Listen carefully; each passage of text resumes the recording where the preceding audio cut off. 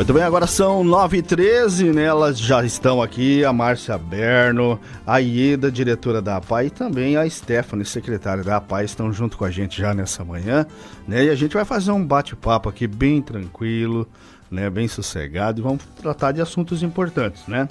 Vamos falar sobre aí o Conselho Municipal dos Direitos da Mulher, dar uma pincelada nisso, e o assunto mais importante para a gente nessa manhã é em relação ao que está acontecendo com as APAIs, né? Então daqui a pouquinho as meninas vão estar explanando aqui, né, com a gente, e a gente vai estar falando para você aí aqui na Rádio Palotina FM 87,9. Vamos então dar um bom dia aí para Márcia Berno, né, Márcia? Vamos dar uma... nós estávamos aqui em off conversando já, né?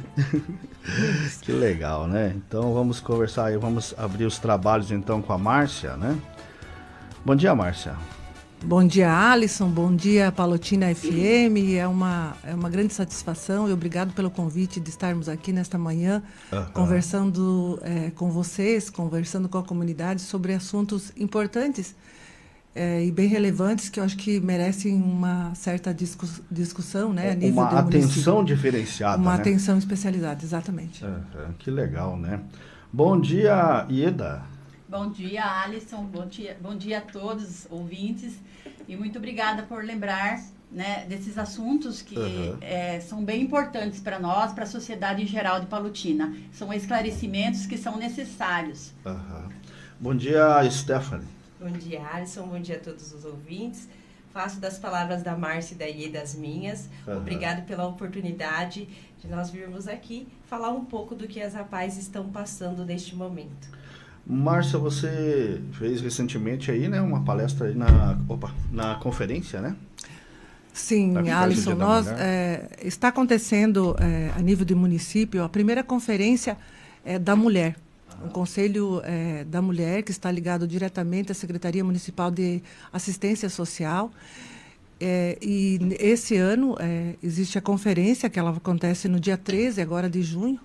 Só que antes da conferência em si, acontecem as pré-conferências, onde são trabalhados alguns eixos, alguns temas importantes, e onde são levantadas propostas. Sim. E o primeiro eixo é o eixo onde fala sobre a questão da mulher nos órgãos de poder. Sim. Então, assim, fui convidada pela equipe lá da Secretaria, pela equipe da Assessoria da Mulher, que está na organização da conferência, para estar fazendo esse primeiro eixo, uma vez como vereadora, né, reeleita, e num espaço de poder. Então, assim, a gente, na terça-feira, nós fizemos o primeiro eixo, foi bem bacana, foi bem legal, tivemos uma participação bem grande, assim, da comunidade palotinense, e onde discutimos a questão da participação da mulher na política. Sim. E onde também levantamos propostas a nível de município, a nível de estado e também a nível de união, para que a gente busque algumas alternativas, avanços aí na questão da política da mulher nos espaços de poder.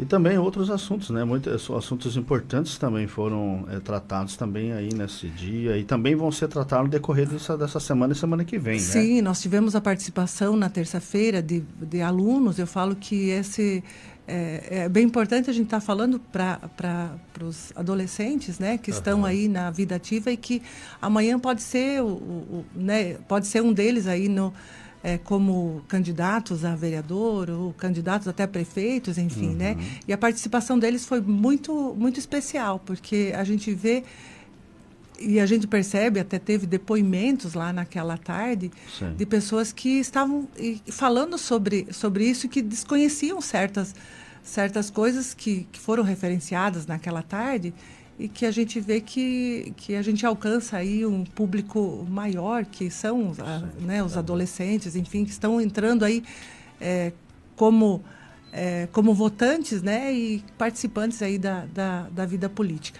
E também nós tivemos na quarta-feira o segundo eixo, que foi a questão da saúde propriamente, e também foram levantadas várias propostas. E eu falo que cada eixo trata de um tema específico, e onde a gente tem que buscar melhorias para o atendimento aí, a questão da mulher, nos espaços, nos diversos espaços aí dentro da nosso município. Que bom, que maravilha, né? Quanto mais aí os espaços, né, forem divididos igualmente, melhor vai ficar o negócio, né? Com certeza, com certeza. Gente, vamos tratar também do assunto em relação à APAI, que foi levantado essa semana pelo nosso prefeito Rodrigo Ribeiro, né? Ele que explanou aí nas redes sociais e dando início, né? E eu vou pedir para que a Ieda e também a Márcia, né, expliquem para nós o que é que está acontecendo. O que está acontecendo hoje com as nossas APAIs? Então, fomos surpreendidos, né, com uma ADI que está tramitando no Congresso, no STF já, e foi ajuizado pela Federação Nacional da Síndrome de Down. Eles estão questionando 2 leis criadas pelo Estado, que na verdade esse ajuizamento é contra o Estado do Paraná.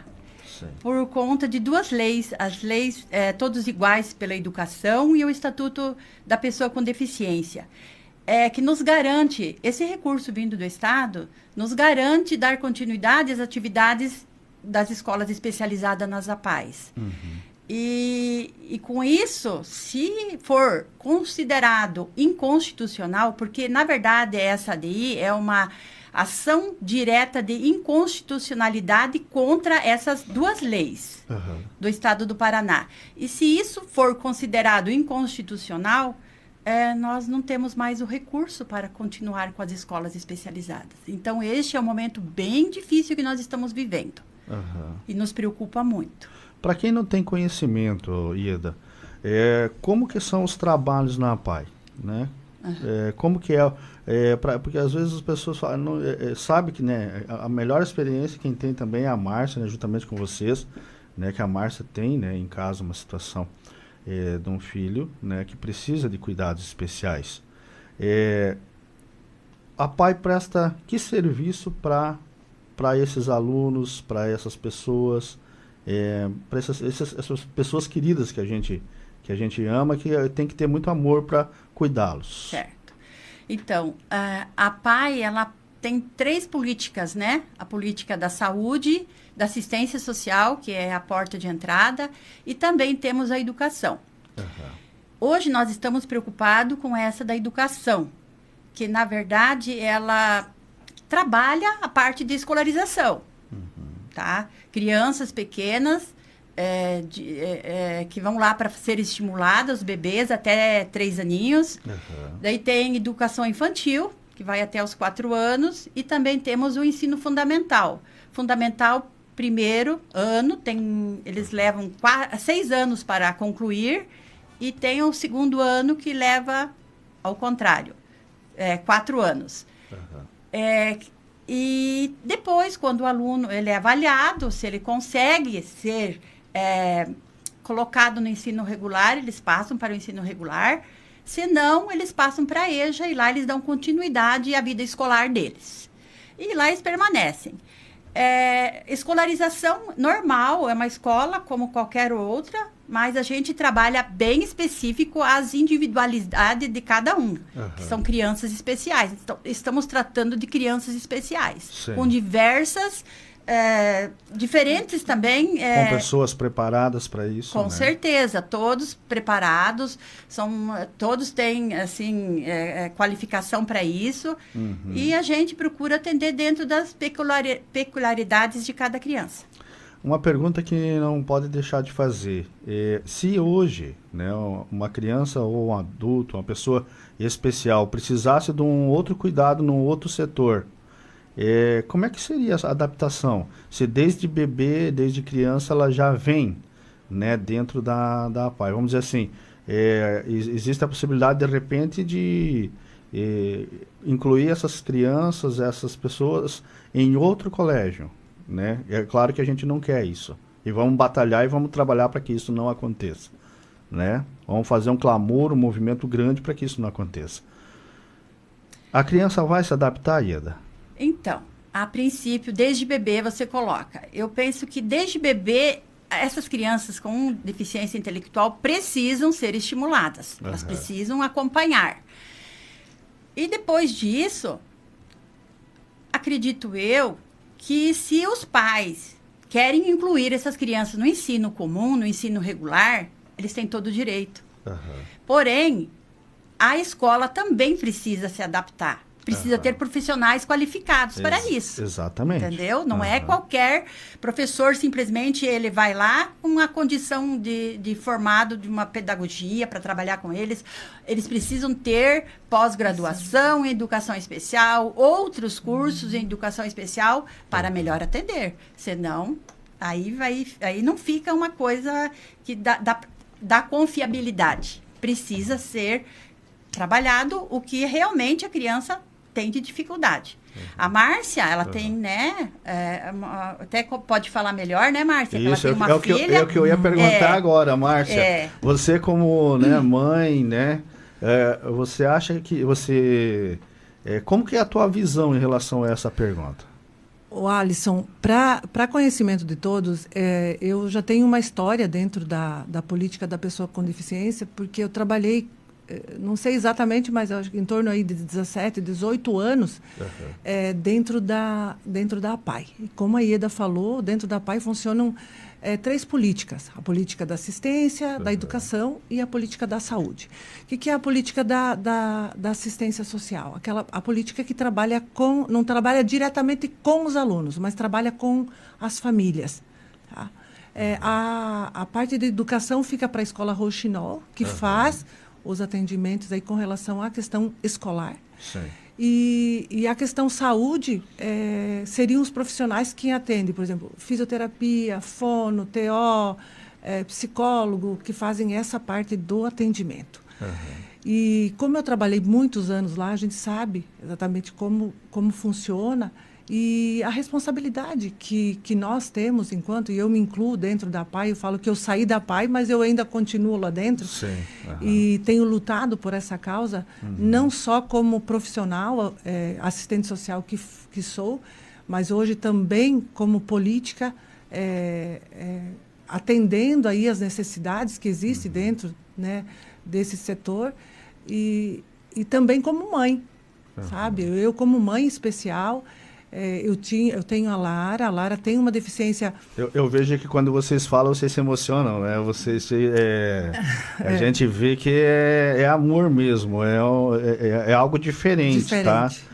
De coração, tô falando para vocês, a gente vê vocês falando nessa causa, a gente vê a emoção nos olhos de vocês. Então, e Alisson, por exemplo, eu com a Lara, quando eu tive a Lara, eu trabalhava lá na APAI, né? Na escola Rouxinol. Então, tive a Lara, a gente teve o diagnóstico dela de 8 para 1 ano, quando tivemos o diagnóstico, né, do quadro clínico dela, da deficiência dela. E mais do que rápido, eu busquei o atendimento junto à escola, uma vez que a gente sabe do comprometimento e sabe do trabalho que a escola desenvolve. Que a entidade escola desenvolve, tanto quanto escola, mas também quanto política de atendimento nas questões de saúde. Então, assim, ela precisava de muito estímulo, e isso era um pedido dos médicos. Eu tive, sim, e Alisson, eu vou falar que, às vezes, existe um preconceito muito grande, enquanto população, enquanto família, no que tange, assim, ai, Márcia, você vai colocar a sua filha? Não, vou... Lá é um espaço de atendimento, é uma escola. Sim. É uma escola que trabalha especialmente nas questões referenciadas às questões né, da pessoa com deficiência. Então, assim, é uma política, é uma escola que sabe como atender a pessoa com deficiência. E a Lara precisava desse atendimento. Então. Aí eu matriculei ela fez... acho que ela ficou 2 anos e meio, 3 anos na escola, fez toda a parte de... Com quantos anos está a Lara hoje? Hoje a Lara está com 18 anos. A Lara fez toda a parte de estimulação e eu confesso para você que eu sofria muito enquanto eu estava lá, porque às vezes eu saía para fazer visita, porque ela chorava muito, assim, aquela questão do trabalho, enfim, né? E aí, no momento, e a Ieda acabou de falar... que a escola, ela faz o atendimento, né, faz o acompanhamento, faz o trabalho, e no momento que ela percebe que, por exemplo, que a criança tem condição de ir para o regular, ela faz a transferência, né? Ou, enfim, não é transferência que a gente chama, mas a gente encaminha para o regular. E foi isso que aconteceu. Então, assim, a Lara fez todo o processo de atendimento lá e as partes de estimulação, e depois ela foi liberada e foi encaminhada para o ensino comum. Hoje, ela está no ensino comum, ela está numa escola particular, porém, a gente, infelizmente, ainda a gente percebe o despreparo que existe lá fora, Exatamente. sabe? Para o atendimento. Então, assim, a gente sofre ela sofre muitas vezes a questão do bullying, a questão do preconceito, né? Por ser uma criança especial, porque, assim, ela não é só a parte física, ela tem a parte mental dela também, que é comprometida. Então, isso... ela não tem o mesmo rendimento que os outros alunos têm. E eu falo assim, Alisson, isso é uma coisa natural. As escolas, por exemplo, as escolas particulares, as escolas comuns, elas querem rendimento, elas querem... e a escola especial, ela está preocupada com o aluno. Sabe, aquilo que ele consegue produzir. E eu vejo assim, com a Lara, os pequenos avanços que a gente consegue com ela é uma conquista muito grande. Coisa que, de repente, nas escolas comuns a gente não tem. E dentro da escola especial a gente tem essa vibração com as poucas coisas que os alunos conseguem. Então, assim, isso é muito gratificante. Ieda, quais são as dores que eu digo assim... que você gostaria que a sociedade soubesse, né? As dores que eu estou falando não é reclamação. Eu estou te pedindo assim, quais são as dores? Quais são as dificuldades? Quais são... O que eu, Alisson, poderia fazer para que a PAI ficasse melhor, para que vocês lá se sentissem mais tranquilos, né? Como comunidade, né? Como políticos... né? O que eu poderia fazer? Quais são as dores de vocês? Pode falar. Olha, abre o coração. neste momento mesmo, com essa ADI, o que nos deixou assim um pouco assim tristes, na verdade, é esses comentários de segregação. Eles alegam que a PAI segrega as crianças. Não, muito pelo contrário. A gente acolhe num espaço onde a gente trabalha com carinho, a gente acolhe, a gente dá aquilo que eles precisam naquele momento, as dificuldades que eles se encontram. Então, às vezes, a gente fica chateado com isso, porque na medida... a gente faz o possível e o impossível para incluir essas crianças na sociedade, nas atividades extracurriculares. Então, assim, isso nos magoa um pouquinho, sabe? Sim. Porque a gente vê a felicidade dessas crianças que estão lá. Não só as crianças, como os adultos também. A gente... que também eram crianças que e também estão lá até hoje. Né? Exatamente, Alisson. Então, isso nos entristece um pouco, sabe? E... assim, neste momento, a nossa aflição é realmente isso. Nós temos que fazer com que as pessoas entendam que nós acolhemos as crianças, atendemos, trabalhamos dificuldades, avaliamos as crianças. E se eles conseguem acompanhar o ensino regular, a gente transfere eles para lá. Eles são acolhidos no ensino regular e lá eles continuam a vida acadêmica deles. Acontece casos de crianças que foram encaminhadas e tiveram que voltar? Tivemos casos, sim. Tivemos. Porque elas não conseguiram acompanhar mesmo o ensino regular. Sim. Não conseguia dar continuidade às atividades, e daí nós acolhemos de volta. Stephanie, fala um pouquinho sobre a PAI. Então, em relação à ADI, o que eu acho que a gente precisa deixar claro é o quê? É que, às vezes, as pessoas falam assim, vai fechar a PAI, né? A PAI não vai fechar. Essa é a maior preocupação. Não, mas não fecha, a PAI não fecha. A PAI permanece, né? O que deixa de existir é a escola Rouxinol, que oferta a escolarização. Então, se acaso essa ação, né, seja aprovada, né, essa ação direta de inconstitucionalidade que está lá no Supremo, ela seja aprovada, a PAI vai continuar. Isso. O que vai deixar de existir, que vai perder a legalidade de poder executar o serviço é a escola Rouxinol. Então, a PAI continua com o atendimento da saúde, o atendimento da assistência social, porém, de imediato, né, a gente tem essa informação, a partir do momento dessa ação aprovada, a escola Rouxinol deixa de funcionar. E é aí o que acontece? Que os alunos daí deverão ser incluídos na rede regular de ensino. Isso.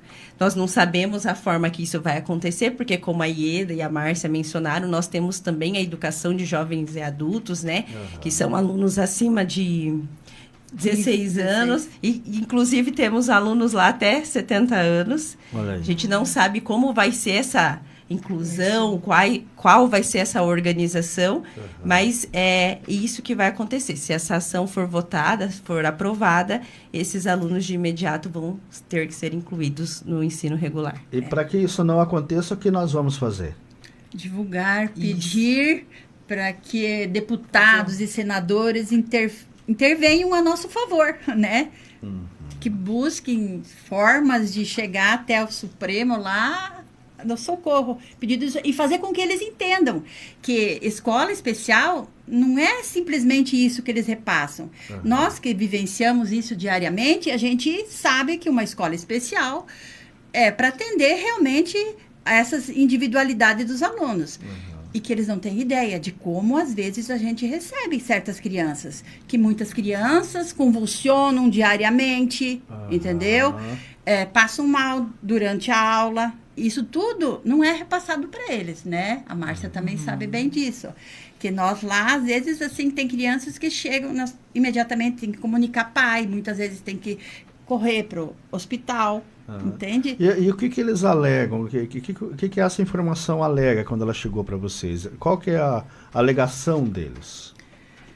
Olha, não teve... É segregação. Eles alegam que nós segregamos os alunos. Tá, o que é isso? Segregar é tirar os alunos do meio e trazer ele trancado dentro de uma escola. Antigamente se falava que segregava aqueles que ficavam trancados num espaço ali onde eles viviam. Sim. E não viviam na comunidade, entre os demais. Sim. Porém, não é verdade. Eu, no meu entender, não tem nada. É isso. Não é isso que acontece. Não é isso. Porque segregar, para mim, é fechar as escolas especializadas e dizer não. Vocês terão que frequentar o ensino comum, que é lá o lugar de vocês. Exato. E, né, no meu entender, assim, inclusão é deixar a liberdade também para os familiares e alunos escolherem onde eles querem estudar, o melhor espaço. Então, eles precisam ter essa visão do que é aluno especial, né? Com certeza. E se posicionarem, de repente... Eu tive na minha família 2 pessoas assim. Tive um primo e um tio que morava com a gente. E, né, a gente sabia do cuidado, né, totalmente diferenciado, né, a forma de tratar, o carinho que eles têm com a gente, né? Lógico que eles também têm os dias, como nós também temos as nossas emoções, né? Nós somos emocional, e a gente via, né, que na verdade hoje eles já não estão mais com a gente, né, já faleceram. Mas assim, o período e o tempo que passaram com a gente, mais de 40 anos, né, junto com a gente, então a gente via neles a necessidade, o cuidado, né, o carinho, a atenção, né, são muito prestativos, né, e você tem que entender isso, né.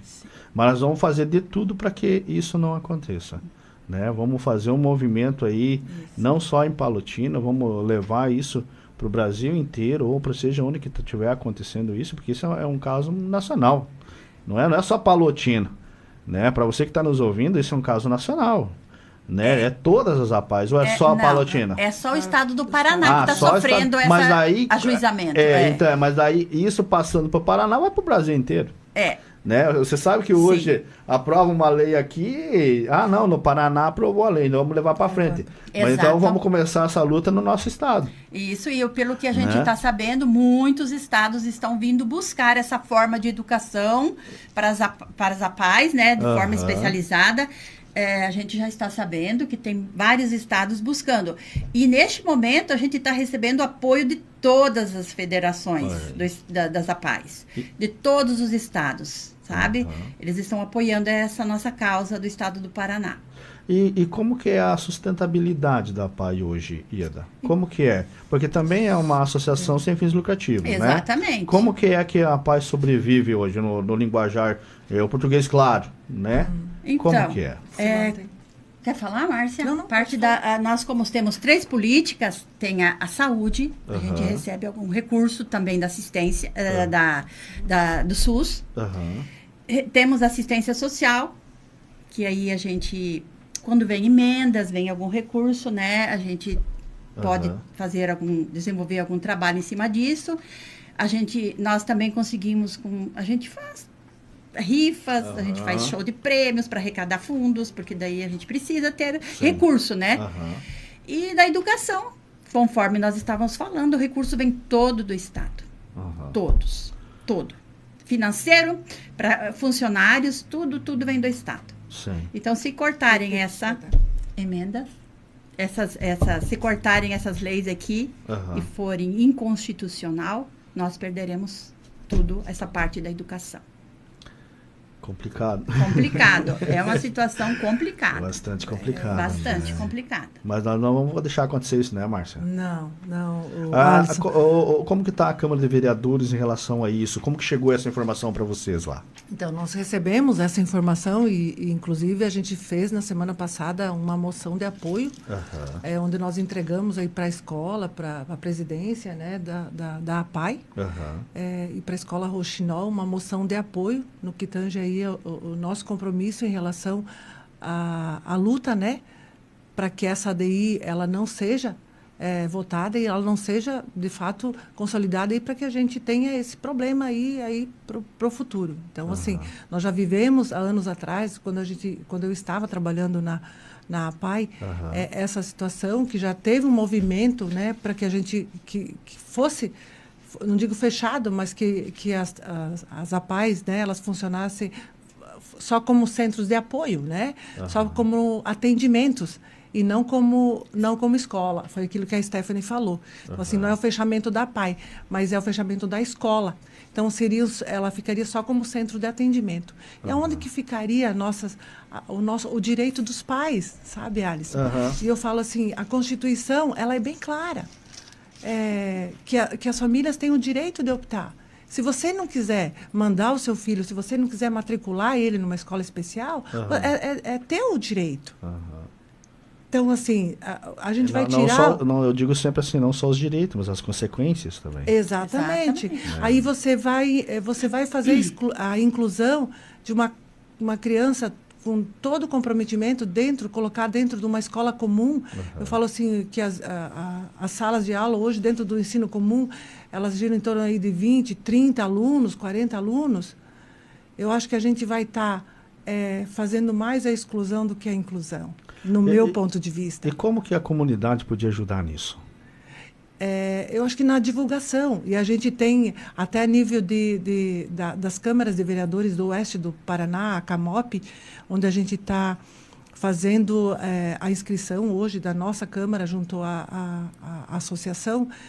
Já existe também um movimento nesse sentido para que as câmaras de vereadores do nosso Oeste do Paraná elas lutem aí por essa causa. Então, a gente tem feito esse movimento, a gente tem solicitado junto à Câmara dos Deputados, né, da nossa base, enfim, os deputados que nos dão apoio, que nos oferecem emendas aí para a escola e para a entidade, a gente tem buscado apoio e tem feito esse movimento aí na luta, né, para que essa ADI não seja aprovada e a gente não tenha ela sendo aprovada na Câmara dos Deputados, ela pode ter a sanção que fala? Sanção. Do governo? Sanção do Estado? Governo do Estado. E é isso que a gente não quer. Por isso que a gente quer esse movimento, porque a gente não quer que isso aconteça, porque isso vai ser um retrocesso muito grande, principalmente para as famílias. E você, sabe? Eu acho que essas isso está crianças... sendo levado para os deputados aí, os deputados aqui que representam a nossa região oeste, né, que representa aí o Paraná, está sendo já, Márcia, você que está no meio político, já está sendo acionado esses deputados, Sim, né, trazendo eles para uma consciência, se é possível, de repente, fazer uma reunião com esses deputados, né? Sim, para que colocar eles a par do como que é isso, né?